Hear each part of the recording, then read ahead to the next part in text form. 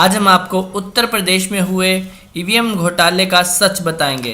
पिछले एक महीने में पॉलिटिकल पार्टीज अपनी अपनी तरह से देश में हुए सबसे बड़े ईवीएम घोटाले का पता लगाने की कोशिश कर रहे हैं। वैसे तो अभी तक आप लोगों ने बहुत सारे वीडियोस देखे होंगे कि जिस पे पता लगता है कि ईवीएम में स्कैम हो सकता है, पर कुछ चीज़ें आपको इस वीडियो में बताना चाहता हूँ कि ये ईवीएम में स्कैम हुआ कैसे है। उत्तर प्रदेश में वोटिंग से पहले ही 20,000 वोट्स बीजेपी को हर ईवीएम में सेट किए हुए थे। तो मतलब समाजवादी पार्टी, कांग्रेस, बीएसपी के वोट्स 0 से शुरू हुए, पर बीजेपी के वोट्स 20,000 से बाद शुरू हुए।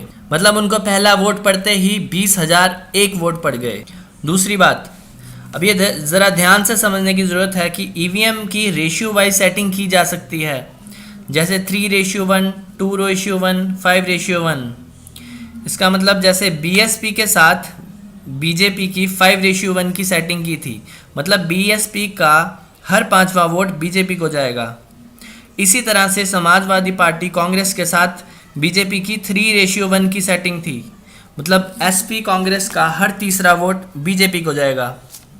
यह सबसे बड़े कारण है बीजेपी की 325 सीट्स जीतने के पीछे। और ये दो चीज़ें ऐसी है जो इलेक्शन कमीशन पे बहुत बड़ा सवाल खड़ा करती हैं। ये सब सेटिंग इलेक्शन कमीशन की मिलीभगत के बिना हो ही नहीं सकती।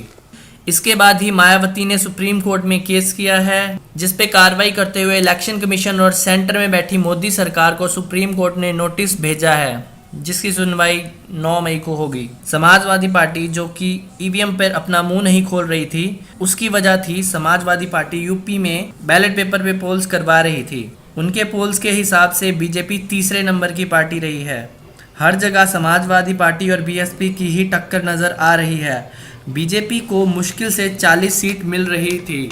और ईवीएम पे सवाल इसलिए भी उठ रहे हैं क्योंकि सुप्रीम कोर्ट ने कहा था कि यूपी इलेक्शन में हर ईवीएम के साथ वीवीपीएटी मशीन लगेगी, जिसमें हर वोटर को पता चलेगा कि उसका वोट किस पार्टी को पड़ा है। पर बीजेपी और इलेक्शन कमीशन ने सुप्रीम कोर्ट का ऑर्डर ना मानते हुए वीवीपीएटी मशीन नहीं लगाई। गौरतलब है कि इस वीवीपीएटी की वजह से ही बीजेपी का काला सच मध्य प्रदेश और राजस्थान में सामने आया, जहां हर बटन को दबाने पर ही बीजेपी को ही वोट जा रहा था।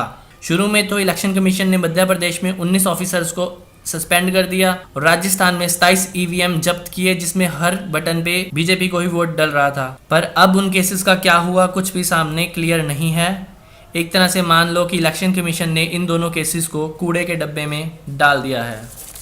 समझने वाली बात यह है कि ये सबूत काफ़ी है ईवीएम की धांधली साबित करने के लिए। जो आज भी कहता है कि ईवीएम में धांधली नहीं हो सकती, वो शायद भगवान के बोलने का इंतज़ार कर रहा होगा। आप किसी भी पार्टी को सपोर्ट कर सकते हैं, पर जब जो भी सरकार बनेगी इलेक्शन कमीशन उसकी जेब में रहेगा। ये चीज़ हर वोटर को समझनी चाहिए।